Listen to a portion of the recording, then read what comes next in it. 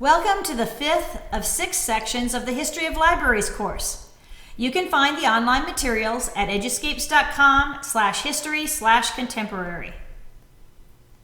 During the 20th century, a shift was made from paper to other formats of information. The growth of information during this time was staggering.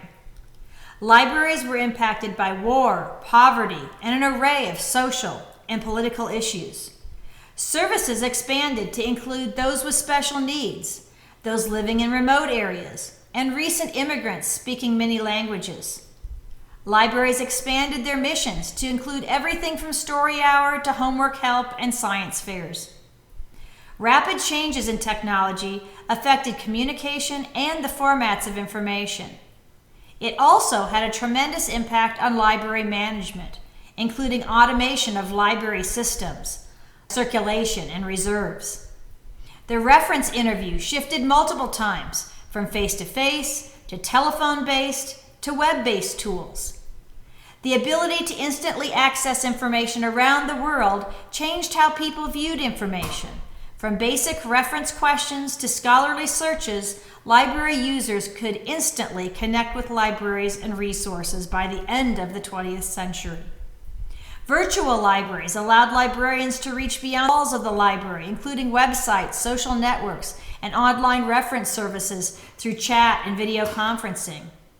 Access to virtual collections, including ebooks, electronic databases, and digital image collections, increased access beyond the library walls. The 20th century was a time of rapid change, both in society and in the use of information.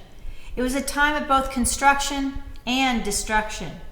While libraries blossomed in many cities, some rural areas and small towns were still without library services. Traveling libraries helped to fill this need. Local women's groups, government agencies, and philanthropic organizations all worked to increase access to libraries. During this time, public library campaigns were popular ways of gaining support and funding. Library specialization was occurring in many areas of the library profession, requiring new types of professional training. Finally, historical societies began to grow. The time period from the late 1800s through the 1920s was known as the Progressive Era. Social activism and political reform flourished. The level of immigration grew steadily from the late 1800s into the early 1900s.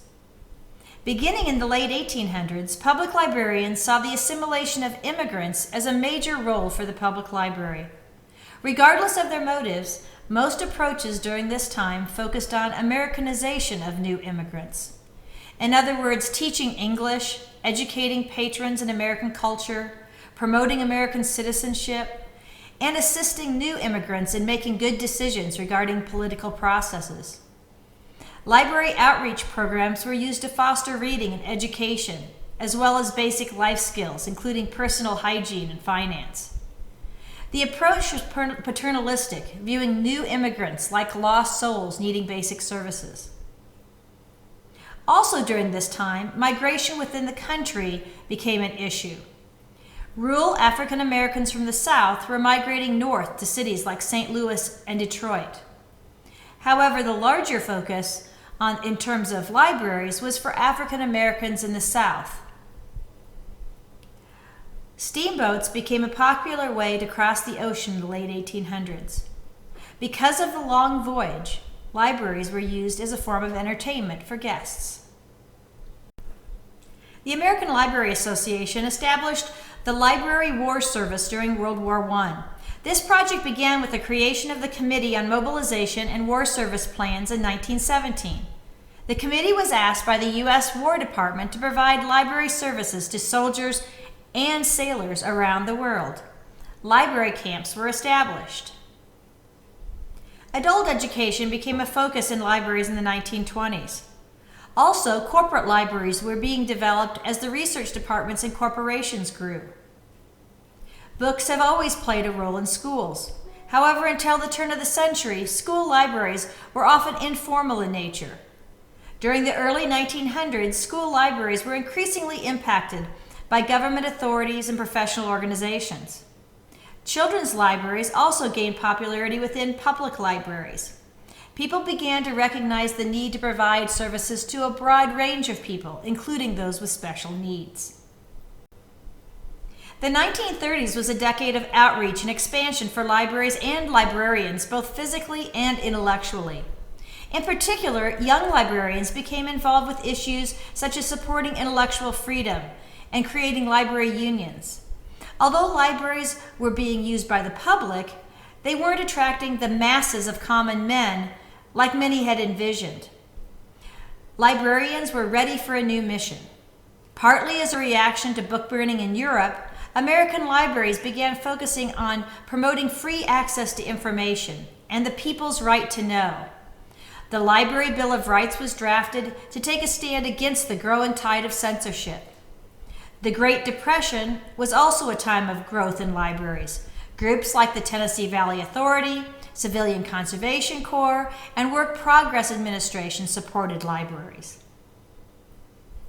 Also during this time, bookmobiles increased in popularity. Some of these were started with WPA funds. Mobile libraries began in the 1800s as carts pulled by wagons. Throughout the 20th century, everything from camels and llamas to motorcycles have been used to pull cart for bookmobiles throughout the world. Today, many bookmobiles are the size of buses. The 1940s were a time of turmoil and rebuilding. During World War II, people took on multiple roles to support the war effort. Posters were produced throughout the war as both public information and propaganda. From their experience in World War I, officials knew the importance of books during war.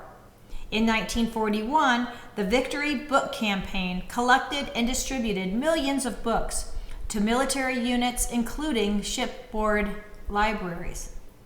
Libraries were also established in Japanese-American internment camps.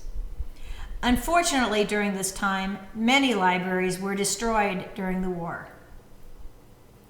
During the 1950s, librarians continued to make strides towards standards for librarianship.